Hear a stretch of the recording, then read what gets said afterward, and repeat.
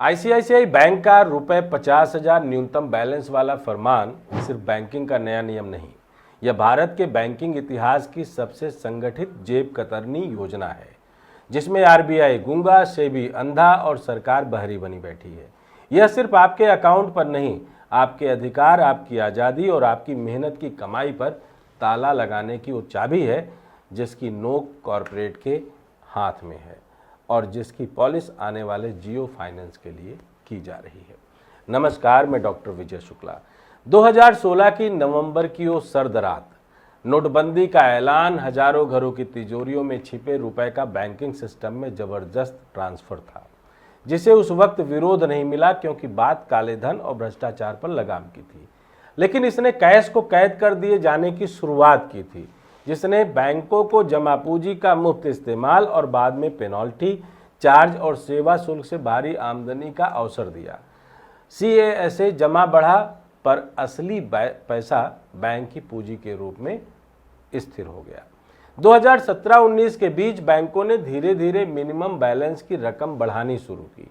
SMS alert और ATM शुल्क लागू किए गए।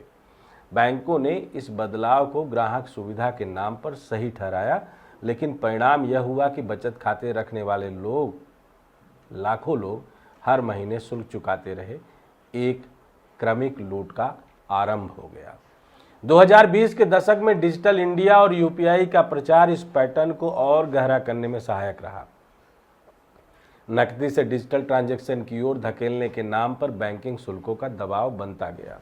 मोबाइल वॉलेट, यूपीआई और नेट बैंकिंग बढ़े, पर बैंक फीस और मिनिमम बैलेंस की लागत भी उतनी ही तेजी से बढ़ी।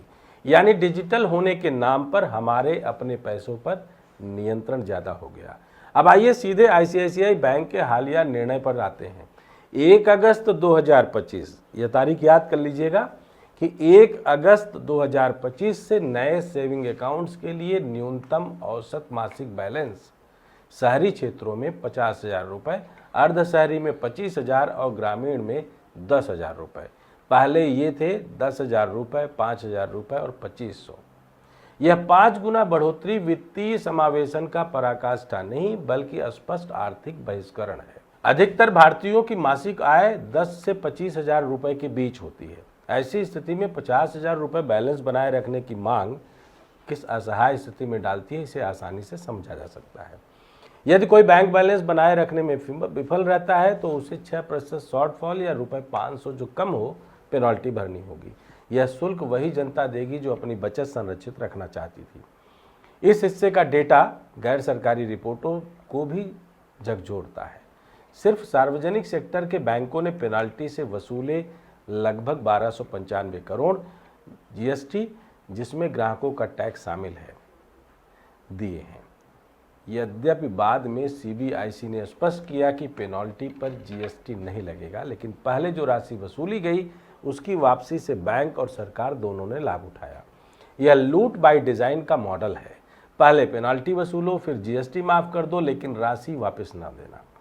अब सवाल यह उठता है कि आरबीआई और सरकार का हिस्सा क्या है। आरबीआई का मास्टर डायरेक्शन कहता है कि वित्तीय समावेशन बढ़ाना बैंकिंग का उद्देश्य होना चाहिए, पर आईसीआईसीआई का यह फैसला सबको गलत संदेश दे रहा है। सरकार ने वर्षों से जनधन योजना चलाकर बैंकिंग पहुंचाने का दावा किया, लेकिन इधर के कदम इस नारे को झूठा साबित करते हैं। सेबी, जिसके दायित्व निवेशकों और सिस्टम की स्थिरता है, इस पूरी प्रक्रिया में शांति बनाए हुए हैं। यहाँ एक और बड़ा खिलाड़ी शामिल होता है, जियो फाइनेंस। अगस्त 2023 में यह रिलायंस से अलग हुआ और लॉन्च के समय उसके पास 15,500 करोड़ रुपए की लिक्विड पूंजी थी। जल्द ही उसने ब्लैक रॉक के साथ 50-50 एएमसी प्रयोग शुरू किया। जनवरी-फरवरी 2024 में जियो फाइनेंस ऐप लॉन्च हुआ, जिसमें बचत, बीमा, यूपीआई, बिल भुगतान और निवेश एक प्लेटफॉर्म पर मिले। मार्च 2025 में जियो ने एसबीआई में अपनी हिस्सेदारी से जियो पेमेंट्स बैंक में पूर्ण नियंत्रण हासिल कर लिया।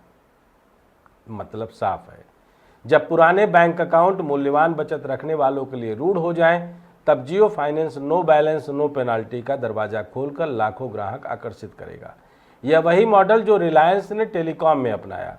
पहले माहौल तैयार करो, फिर सस्ता विकल्प पेश कर बाजार हथियाओ। इस बार बैंकिंग और फाइनेंस सेक्टर ऐसा ही भुगतेगा। यह पूरी प्रक्रिया न सिर्फ बैंकिंग मॉडल बदल रही है बल्कि बचत संस्कृति, वित्तीय अधिकार और आर्थिक लोकतंत्र पर हमला कर रही है।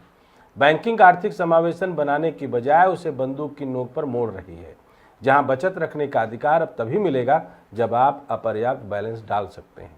यह वह लड़ाई है, जनता की जेब, उनका अधिकार, उनकी गरिमा, जिससे इन संस्थाओं को फायदा नहीं बल्कि जवाबदेही भुगतनी चाहिए।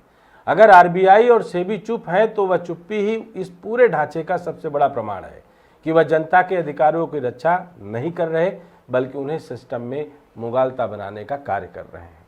देखिएगा और सोचिएगा। जय हिंद, जय भारत।